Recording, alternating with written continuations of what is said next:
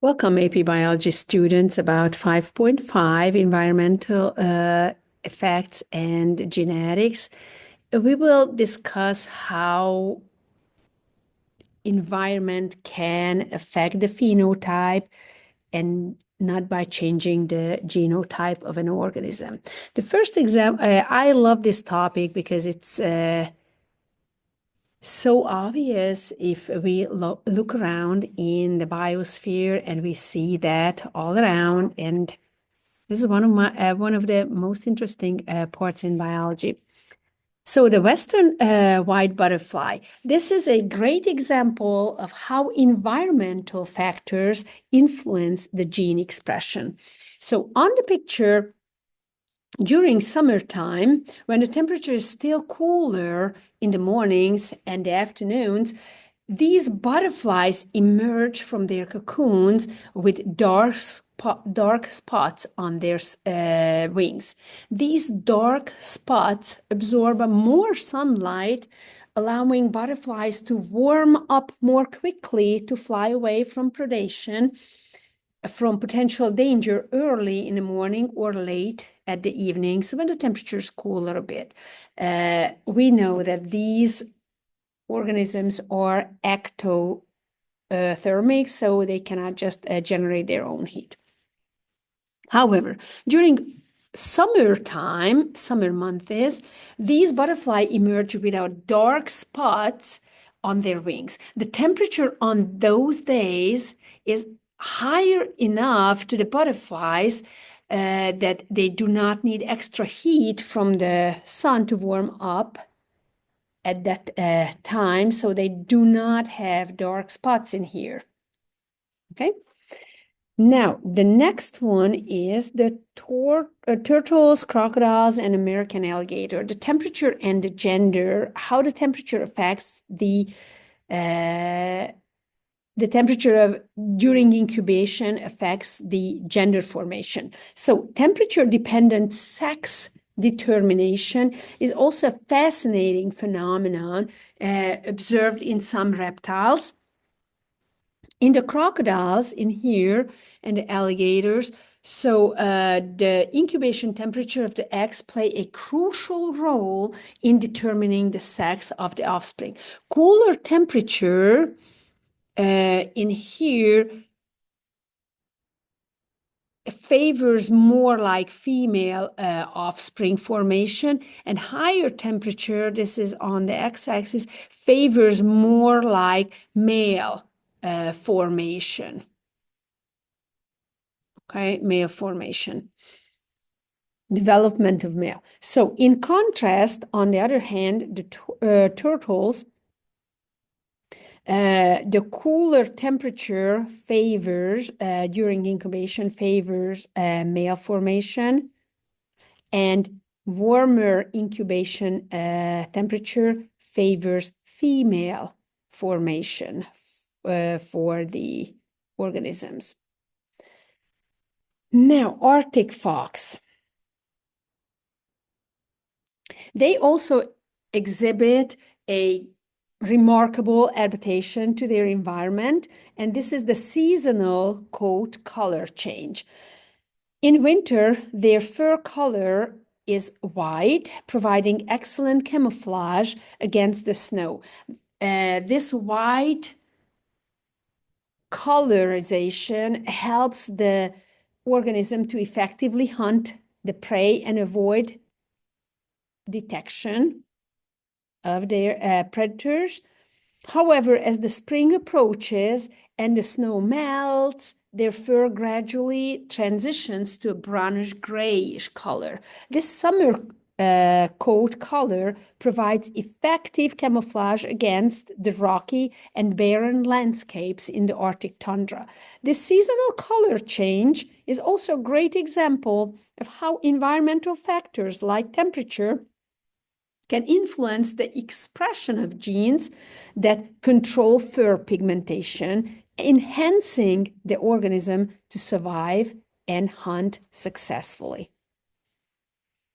The next example, the Arctic hare.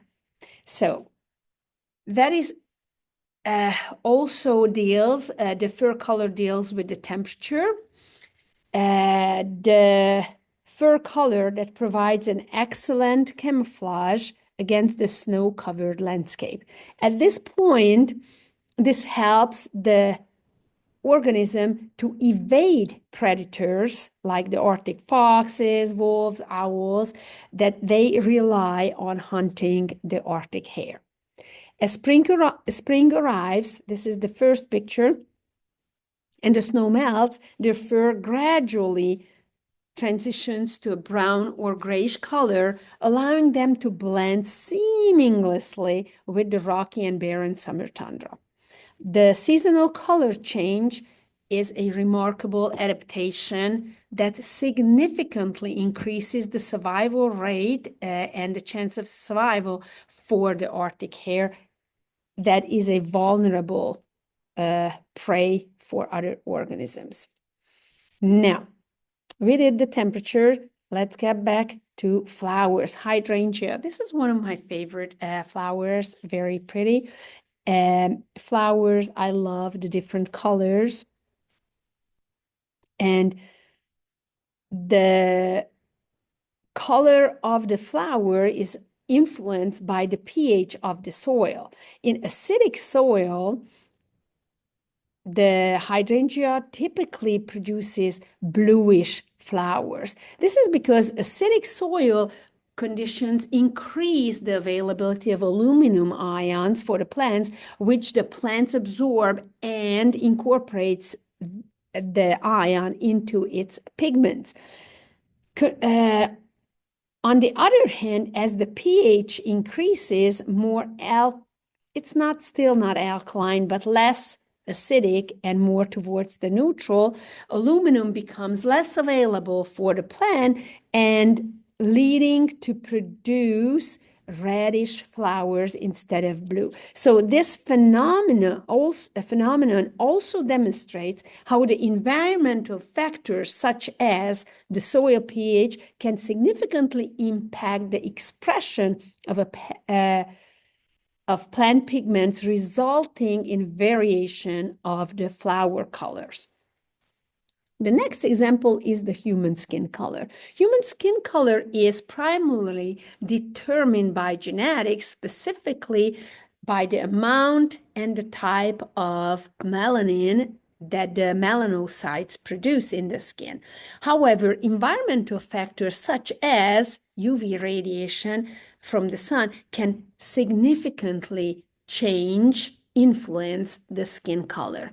When exposed to sunlight, the body produces more melanin as a protective mechanism. This increase in melanin production leads to tanning, a temporary darkening of the skin.